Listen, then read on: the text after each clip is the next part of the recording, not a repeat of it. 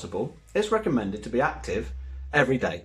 150 minutes of moderate intensity or 75 minutes of vigorous intensity activity is recommended every week, with activities that develop or maintain strength being included at least twice a week. But how do we know what types of activities benefit us the most? And how on earth can we decipher what activities are of moderate or vigorous intensity? Okay, so physical activity is any movement of the body produced by the muscles that require you to use energy. It takes many forms, occurs in many settings, and has many different purposes. Health enhancing physical activity includes lots of different types of activities and can be of low, moderate, or vigorous intensity, and importantly is relative to an individual's fitness. What could be light intensity for a young person who's very fit and active could be moderate or vigorous intensity for an older adult or a younger person who is inactive and unfit. Although activity of any intensity provides health benefits, activity at a greater intensity provides more benefit for the same amount of time. Activities need to be of at least moderate to vigorous intensity to achieve the full breadth of health benefits. But how do we know what is a moderate intensity or vigorous intensity activity?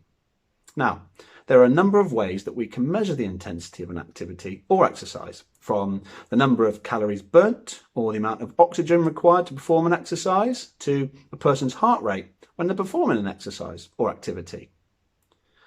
And this has become a lot easier and accessible to track more accurately over the past 10 years as technology and wearable devices and applications have been developed to help us track or record our activity levels. Over the past 20 years, the most widely used method for classifying exercise intensity has been the metabolic equivalent system.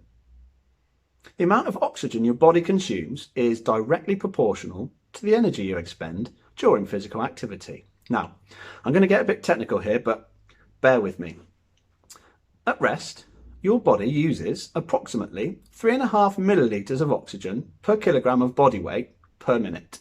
This resting metabolic rate is referred to as 1 MET. All physical activities can be classified by intensity according to their oxygen requirements. An activity that is rated as a 2 MET would require 2 times the resting metabolic rate, or 7 millilitres of oxygen per kilogram of body weight per minute. And an activity that is rated at 4 MET would require approximately 14 millilitres of oxygen per kilogram of body weight per minute. So, how do we know the difference between light, moderate, or vigorous physical activity? Let's start with sedentary behaviour.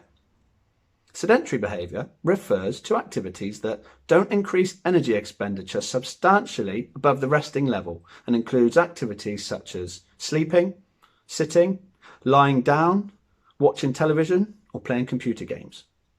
Sedentary behaviour includes activities that involve energy expenditure at the level of between 1 and 1.5 metabolic equivalent units, or METs.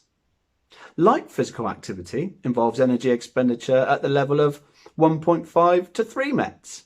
It includes activities such as slow walking, sitting and writing, cooking food, and washing dishes.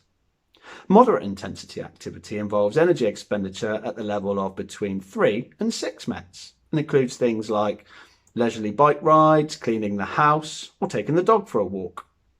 Vigorous intensity exercise involves energy expenditure above 6 METs and includes activities like running, group fitness classes, or team sports. Interestingly, a compendium of physical activities was developed to compare intensity levels of different types of physical activities performed in everyday life. The Compendium of Physical Activities is a comprehensive list of 605 different activities and assigns a unique code to the type, purpose, and importantly, intensity of activities performed in daily life, ranging from inactivity to sports and exercise. Some examples from the list are mowing the lawn, changing the beds, ballroom dancing, playing golf. Whilst the compendium provides a good idea of intensity levels of particular types of activities, 605 different ones in actual fact, it's important to remember that this list was designed as a framework for guidance and that activity intensities are specific to an individual's level of physical fitness. That said, it's a really interesting read, particularly if you're a bit of a nerd like me, who likes to try and work out how much energy I use throughout the day doing basic everyday activities such as getting out of bed, brushing my teeth, and performing everyday chores like popping the hoover around the house or putting the rubbish out. Yes, everyday activities like this are on the list as well. Take a look for yourself by following the link in the bio below.